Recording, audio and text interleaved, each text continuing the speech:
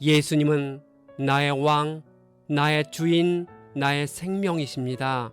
하나님 아버지, 민족을 이끌어가던 엘리야 선지자가 죽었지만 엘리사를 세워 갑절의 능력을 주시어 역사를 주관해 가심을 봅니다. 어떤 상황에서도 하나님 아버지께서 역사를 주관하시고 사람을 세워 가신다는 믿음을 가지고 기다릴 수 있도록 인도해 주옵소서. 예수님의 이름으로 기도합니다. 아멘. 오늘 읽을 말씀은 열왕기하 1장과 2장입니다. 이 말씀의 핵심은 첫째, 아하시야 왕이 보낸 군사들을 향해 엘리야가 기도하니 하늘에서 불이 내려와 살랐습니다. 둘째, 여호와께서 회오리 바람으로 엘리야를 하늘로 올리셨습니다. 셋째, 엘리야의 후계자 엘리사가 등장하여 수많은 기적을 행했습니다. 열왕기하 개관, 이 책은 크게 두 부분으로 나눌 수 있습니다. 첫째, 분열 왕국은 엘리사의 사역, 예후의 혁명, 예후에서 북왕국 멸망까지의 역사입니다. 둘째, 유다 왕국은 유다의 히스기야, 므낫세, 아몬, 요시야와 여호아하스의 통치와 여호야김과 바벨론 침략으로 예루살렘의 멸망과 여호야긴의 포로 생활로 정리됩니다. 북왕국은 10개 지파이고 남왕국은 2개 지파입니다. 이 책은 공식적으로 작자 미상이지만 예레미야의 저작이라고 보는 것이 일반적인 견해입니다. 그 근거는 충분하지 않으나 한 가지 주목할 수 있는 것은 요시야 왕 시대부터 시드기야 왕 시대에 걸쳐서 사역한 예언자는 예레미야가 분명한데 이 책에서 예레미야의 이름조차 거론되지 않고 있다는 것입니다. 역사를 쓰면서 예레미야 자신의 이야기를 쓰지 않았을 것으로 봅니다.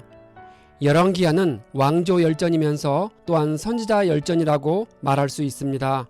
하나님께서는 왕들과 제사장 및 방백들이 정치를 잘못했기 때문에 예언자를 보내신 것입니다. 예언자들 중에서 자신의 활동이나 예언한 것을 책으로 남긴 자도 있지만 더 많은 선지자들이 책을 쓰지 않고 구두로 혹은 표적으로 혹은 삶의 자세로 하나님의 뜻을 전하였습니다. 엘리야와 엘리사는 많은 활동을 한 선지자들이지만 문서를 남기지 않았습니다. 우리는 열왕기하를 읽어가면서 각 시대의 선지서들을 차례로 읽을 것입니다. 많은 선지자들이 유다가 멸망할 것이며 유대인들이 바벨론으로 끌려가 70년 동안 포로 생활을 하게 된다는 예언을 했습니다. 우리가 선지서들을 역사 순서로 읽다 보면 이스라엘의 수많은 왕들이 하나님 없이 방자하게 살아갔지만 주님은 여전히 이스라엘을 사랑하시어 선지자들을 계속 보내신다는 것을 확인할 수 있습니다. 그러나 이스라엘 백성들은 하나님을 형식적으로 섬겼으며 신령과 진정으로 예배하기보다는 단순히 예루살렘에서만 예배드리고 싶어 했습니다. 그것을 두려워한 북이스라엘의 첫 번째 왕인 느바세 아들 여로보암은 금송아지를 만들어서 숭배하게 했는데 이 일로 북왕국 이스라엘은 아시리아에게 망할 때까지 단 한 명도 선한 왕이 나오지 않았습니다. 역사가는 악한 왕의 기준은 느바세 아들 여로보암이고 선한 왕의 기준은 다윗이라고 밝히고 있습니다. 1장, 아합 왕이 죽은 후 모압이 이스라엘을 배반하였습니다. 아하시야가 다락 난간에서 떨어져 병드니 에그론의 신 바알세붑에게 병이 낫겠는지 물었습니다. 여호와의 사자가 엘리야에게 이스라엘에 하나님이 없어서 에그론의 신에게 가느냐고 말씀하시고 그가 침상에서 죽게 될 것이라 하십니다. 왕이 50부장과 부하를 엘리야에게 2번 보냈는데 불이 하늘에서 내려와 모두 죽였습니다. 왜 하나님은 102명의 군사들을 불살랐을까요?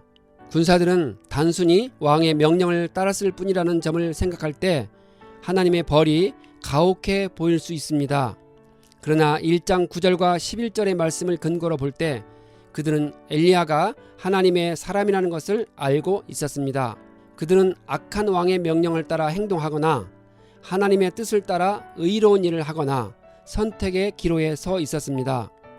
물론 왕의 명령을 따르지 않으면 왕에게 죽을 것입니다. 그러나 한 번 죽는 인생이니 차라리 왕에게 죽는 한이 있어도 하나님의 뜻을 따라야 한다고 생각합니다. 어차피 죽을 인생이니 사람의 말보다는 하나님의 뜻에 순종하는 쪽으로 자신의 운명을 선택해야 합니다.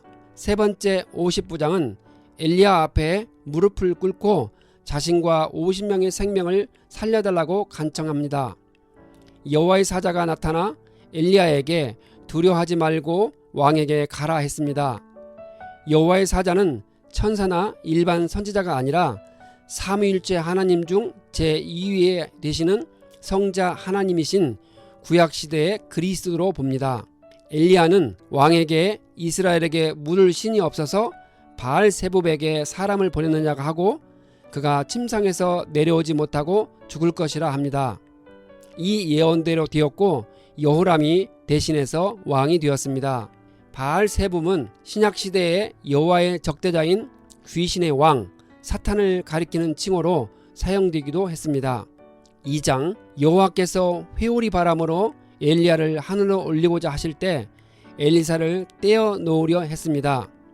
엘리야가 제자 엘리사의 충성심과 사람됨을 시험해 보려고 했거나 자신의 마지막 지상 생활을 조용히 혼자 보내기 위해서 그렇게 한 것이라 봅니다. 엘리야는 선지자의 제자 50명 앞에서 겉옷으로 요단강을 쳐서 갈라지게 하고 엘리사와 함께 마른 땅을 건너는 모습을 보여주었습니다. 엘리사는 엘리야에게 하늘로 올라가기 전에 성령의 역사가 2배로 있게 해달라고 간청했습니다. 엘리사는 모세의 율법의 맏아들이 아버지의 유산 중 2배를 받도록 규정한 상속법에 근거하여 말한 것입니다. 그는 엘리야의 합법적인 후계자로서 스승의 승천 이후에 남아있는 선지 생도들을 이끌 영적 지도자로서 충분한 능력을 요구한 것입니다. 엘리야와 엘리사가 길을 갈 때 불수레와 불말들이 두 사람을 갈라 놓았습니다. 그 후 엘리야는 회오리 바람을 타고 하늘로 올라갔습니다. 창세기의 에녹이 하늘로 올라간 것처럼 엘리야도 하나님의 초자연적인 능력인 불과 회오리 바람으로 올라갔습니다. 예수님이 사람들이 보는 데서 하늘로 올라가신 장면을 생각하게 하는 말씀입니다. 또한 오순절 성령 강림이 있을 때 불과 바람이 동시에 나타난 모습과 유사합니다. 엘리사가 엘리야의 겉옷을 가지고 와서 물을 치매 물이 갈라져 건넜습니다. 여리고에서부터 따라온 선지자들의 제자들이 강 건너에서 이 광경을 보고 엘리야의 능력이 엘리사에게 내렸다라고 말하며 따랐습니다. 그들은 용감한 용사 50명이 있으니 엘리야의 시체를 찾게 해달라고 엘리사에게 간청을 했습니다. 그들이 3일 동안 엘리야의 시체를 끈질기게 찾으려 했는데 찾지 못했습니다. 선지 생도들은 사람이 육체를 가지고 하늘로 올라갈 수 없다고 믿었기 때문입니다. 그들은 하나님이 하늘로 데리고 간 것은 오직 엘리야의 영혼뿐이라고 판단했습니다. 엘리야의 육체는 어느 시점에서 영혼과 분리되어 산이나 골짜기에 떨어졌을 것이라고 생각하여 스승의 시체를 찾아 매장하기 위해 열심히 찾았던 것입니다. 성읍 사람들이 엘리사에게 와서 물이 나쁘니 열매가 떨어진다고 합니다. 엘리사는 물의 근원지에 가서 소금을 던져서 고쳤습니다. 주님이 물을 고쳤으니 열매를 맺을 것이라 합니다. 독소가 있는 샘물을 맑은 샘물로 고치신 분은 여호와 하나님이셨습니다. 일찍이 하나님은 모세를 통해서도 먹을 수 없는 쓴 물을 먹을 수 있도록 달게 만드셨습니다. 엘리사는 그와 같은 하나님의 능력의 손길을 조금도 의심치 않았으며 그러한 믿음으로 그는 새 그릇에 소금을 담아오게 하여 물의 근원에 뿌려 고쳤습니다. 엘리사가 베델로 올라가다가 42명의 젊은이가 조롱하고 배척했을 때 저주했더니 곰이 나와 죽였습니다. 이는 단순한 놀림이 아니라 그를 선지자로 세운 하나님의 권위에 대한 도전이며 하나님을 거역하는 신성 모독 행위였습니다. 그래서 하나님은 이제 막 사역을 시작하는 엘리사의 신적 권위를 세워주고 또한 하나님을 거역하는 패역한 세대에게 준엄한 경고를 주기 위해 일벌백계의 징벌을 내리신 것입니다.